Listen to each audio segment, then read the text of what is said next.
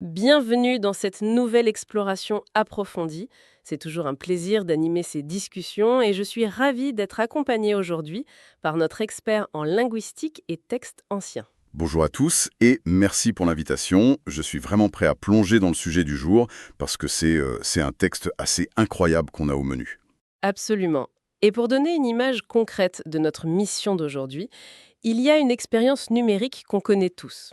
Prenez l'image d'un fichier informatique compressé. Vous savez, les fameux fichiers avec l'extension .zip. Ah ouais, le genre de fichier où on regarde les propriétés, ça pèse absolument rien. C'est ça, une poignée d'octets tout au plus. C'est minuscule, presque invisible sur un disque dur. Et de l'extérieur, ça a l'air de contenir une information complètement basique, voire inutile. La surface est super trompeuse en fait. Totalement trompeuse. Mais ensuite, on lance l'extraction. On double-clique. Et soudainement, ce tout petit fichier se déploie. Mhm. Il s'ouvre sur une architecture gigantesque, avec des dizaines de dossiers imbriqués, des lignes de code infinies. Bref, un système de pensée tout entier qui prend brutalement toute la place sur l'écran. C'est une excellente métaphore pour ce qu'on va faire aujourd'hui. N'est-ce pas? Parce que notre matériel source pour cette exploration, c'est exactement ce genre de fichier ultra compressé. On va examiner un texte historique qui est extrêmement court.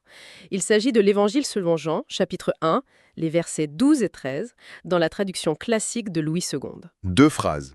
Juste 2 phrases. Seulement 2 phrases, oui, et notre mission, c'est de décortiquer la mécanique précise de ce qui est décrit, parce qu'on y trouve une transformation identitaire radicale cachée à l'intérieur de ces quelques mots. C'est vraiment de la haute précision. D'accord, décortiquons cela. Si ce texte contient un changement architectural aussi massif de l'identité humaine, qu'est-ce qui déclenche l'extraction? Quel est le double-clic qui ouvre ce fichier .zip? Le texte pointe d'emblée vers une condition initiale bien précise. La phrase d'ouverture pose le cadre direct, ça dit, et je cite, « Mais à tous ceux qui l'ont reçu, à ceux qui croient en son nom », la traduction dit « à ceux qui croient en son nom ». D'accord. Et ce qui est fascinant ici, c'est la structure. On a 2 propositions qui sont mises en parallèle pour définir une seule et même dynamique. C'est-à-dire? Eh bien, recevoir cette entité qui fait référence au logos, la parole ou la lumière mentionnée juste avant dans le prologue, c'est immédiatement clarifié par l'action de croire en son nom. Alors là, je dois avouer que ça me pose un problème d'emblée. Ah oui, pourquoi? Parce qu'en langage courant, recevoir, ça implique presque toujours une forme de passivité, non? On reçoit la pluie sur soi, on reçoit un colis que le facteur nous tend, on n'a rien à faire, on subit l'action. Je vois ce que vous voulez dire. Mais croire, surtout dans un contexte spirituel, ça exige une démarche intellectuelle ou une volonté intérieure super active. Du coup, comment le texte justifie cette fusion entre un état passif et une action délibérée? C'est une friction très pertinente. Et en fait, c'est la traduction française « recevoir » qui peut prêter à confusion. Ah, d'accord, c'est un problème de traduction. Disons que c'est une question de nuance. Le verbe grec original utilisé ici, c'est lambano. Et dans le contexte du 1er siècle, lambano, c'est pas du tout l'acte de tendre mollement la main. C'est quoi alors? C'est un verbe de préhension. Ça signifie saisir, s'emparer d'eux ou accueillir activement avec une intention très délibérée. C'est pour reprendre votre image du facteur, c'est la différence entre laisser une lettre traîner dans sa boîte aux lettres et l'ouvrir activement pour en accepter les termes. Oh, je vois. Donc on n'est pas du tout dans l'acceptation vague. Exactement.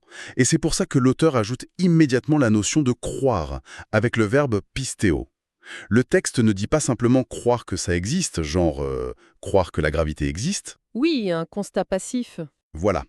Il utilise une formule hyper spécifique. Croire en son nom. Pistéo tou onoma, en grec.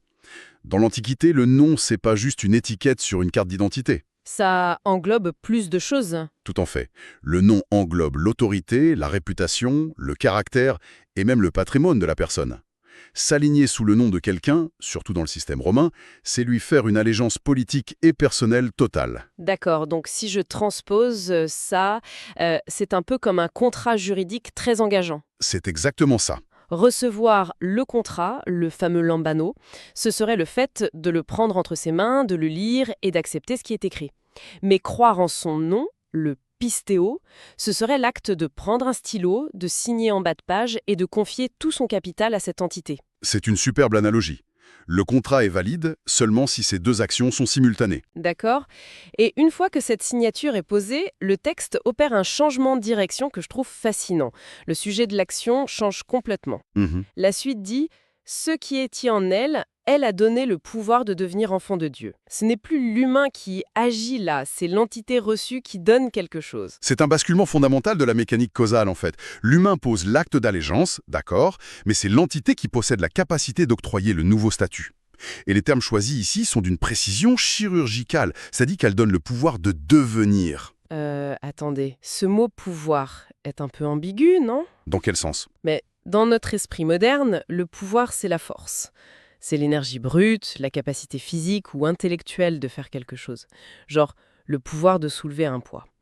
Est-ce que l'auteur est en train de dire qu'une sorte d'énergie surnaturelle est injectée à cet instant précis? Ah, c'est justement la nuance cruciale qu'il ne faut pas rater. En grec ancien, il y a un mot pour la force explosive ou la puissance brute, c'est dynamis. Qui a donné le mot dynamite, j'imagine? Exactement. Mais c'est pas le mot utilisé ici. L'auteur emploie le mot exousia. Et exousia, ça appartient à un registre purement juridique. Ah, on revient au droit. Ouais, ça désigne le droit légitime, l'autorité officielle, le privilège. Le texte ne parle absolument pas d'une injection de force physique, mais d'une redéfinition légale de l'individu. Ah, c'est là que ça devient vraiment intéressant. Oui, Parce que ce choix lexical change absolument tout. tout à fait. Si on parle de droit légal plutôt que de force magique, on entre dans la dynamique d'une citoyenneté. Imaginez quelqu'un qui obtient la naturalisation dans un nouveau pays. À la seconde où le juge signe le document, l'État octroie à cette personne l'autorité légale d'être appelée citoyenne. On lui remet un passeport. C'est une excellente façon de le voir. Ce passeport, c'est l'exousia, non? C'est le droit irréfutable de franchir la frontière. Mais bon, avoir le passeport en poche, ça ne veut pas dire que la personne maîtrise soudainement la langue, la culture ou l'humour de son nouveau pays. Et c'est exactement là que le deuxième mot entre en jeu, devenir. Le fameux devenir. Oui, le verbe grec genestai, c'est un verbe qui indique un processus, un mouvement d'un état vers un autre. Le texte affirme très lucidement que ce nouveau statut d'enfant, c'est pas une ligne d'arrivée statique. Obtenir le passeport, le droit légal, l'exousia, c'est instantané. D'accord. Mais s'intégrer, vivre avec les mœurs de ce nouveau nation spirituelle, apprendre à penser selon ce nouveau paradigme, ça, c'est un cheminement continu. C'est le fait de devenir. C'est super clair. Mais il y a un problème psychologique majeur avec ce concept d'identité, non? Lequel? Si on annonce un statut aussi énorme que celui d'être enfant de Dieu, la nature humaine va inévitablement chercher à comprendre comment elle a mérité ce passeport. Historiquement, l'appartenance à une élite, ça s'acquiert avec des règles très strictes. L'auteur du texte devait bien savoir qu'il se heurtait aux systèmes sociaux de son époque. Absolument. Et c'est tout ce qui motive la structure de la phrase suivante. Il anticipe les cadres mentaux des sélecteurs. C'est-à-dire? Eh bien, dans l'Empire romain, comme dans la société juive d'ailleurs, l'identité et les privilèges s'acquièrent principalement de trois manières. Par la généalogie, par la force de la nature ou par l'effort personnel. Et le texte entame une déconstruction méthodique et même brutale de ces trois piliers. C'est le verset 13, c'est ça? Voilà.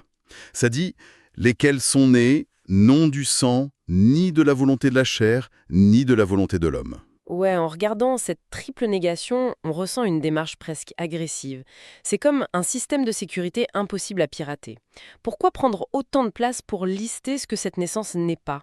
Qu'est-ce qu'il essaie de détruire spécifiquement? Eh bien, si on garde votre analogie de la citoyenneté, la méthode la plus évidente pour obtenir un statut, ça a toujours été le droit du sang, le jus sanguinis. D'accord, l'héritage? C'est ça. Et c'est la première porte que le texte verrouille. Non du sang. C'est une attaque frontale contre la structure de l'aristocratie romaine et les privilèges du système religieux de l'époque. Ah oui, parce qu'à l'époque, la lignée, c'était tout. Exactement. D'ailleurs, dans le texte original, le mot « sang » est au pluriel, ex aimaton, des sangs.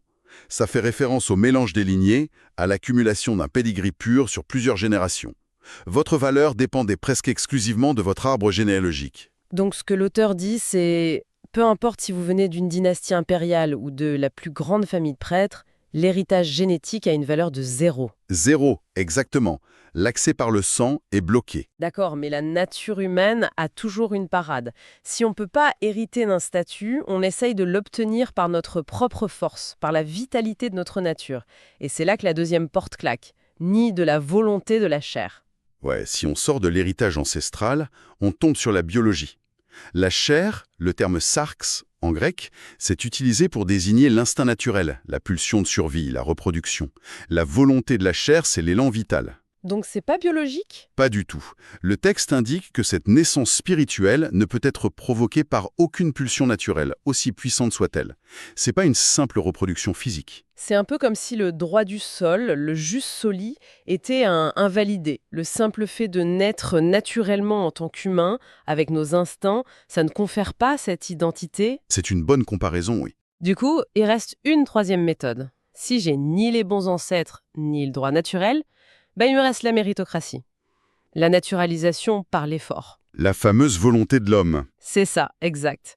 L'idée que, par mon intelligence, ma persévérance éthique ou mon ambition, je peux forcer la porte et gagner ma place. Mais le texte anéantit cette dernière option aussi. Ni de la volonté de l'homme. C'est le coup de grâce porté à l'orgueil humain. La volonté de l'homme ici, ça représente le sommet absolu des capacités humaines. La résolution morale, l'intelligence, la discipline. La planification stratégique. Voilà. L'auteur précise qu'aucune détermination, aucune ascèse religieuse extrême ne peut contraindre cette naissance à se produire. L'individu ne peut pas s'auto-engendrer dans ce nouveau statut par la seule force de son esprit. Une disruption massive. Notre société contemporaine fonctionne à fond sur la culture de la performance, ce qu'on appelle la hustle culture. Oh que oui. On nous explique que notre identité sociale se construit soit par le réseau de nos parents, le sang, soit par notre talent inné, la chair, soit par notre acharnement au travail, le mythe du self-made man, ce qui correspond à la volonté de l'homme. C'est le triptyque classique. Et en fait, le texte prend ces trois piliers sur lesquels l'humanité a toujours bâti sa valeur et il déclare qu'ils sont totalement inopérants. C'est une façon de mettre l'acteur humain au pied du mur, complètement cerné, non ? Et l'enjeu est bien là. L'objectif rhétorique, c'est de créer un vide complet. Tant que l'être humain pense pouvoir s'appuyer sur une de ces trois béquilles, il va secrètement revendiquer le mérite de sa propre transformation. L'auteur doit, pour ainsi dire, vider le compte en banque conceptuelle de son lecteur. Vider le compte avant de révéler l'unique source de financement possible. Exactement. Et c'est en créant ce vide terrifiant que la conclusion vient nous percuter. Après avoir bâti ce mur d'impossibilité absolue, la phrase se termine de façon hyper abrupte, mais de Dieu. Il faut vraiment s'arrêter sur le contraste syntaxique ici. La première partie de ce verset 13 est longue, presque lourde, avec ses trois négations. Cette lenteur mime la lourdeur des vains efforts humains. Ouais, l'épuisement des luttes pour le mérite. Exactement. Et soudainement, une césure. La syntaxe se resserre brutalement autour d'une pureté absolue réduite à deux mots en grec, ek theou, issu de Dieu. Ce contraste met en évidence une souveraineté écrasante. Là où l'humain s'épuise à trouver des méthodes compliquées, l'action divine ne requiert aucune bureaucratie. C'est ça. L'origine est exclusive. Le pouvoir de devenir du verset 12 n'est ni un effort conjoint, ni un système de cofinancement. C'est une affirmation radicale de ce que les théologiens appellent le monergisme.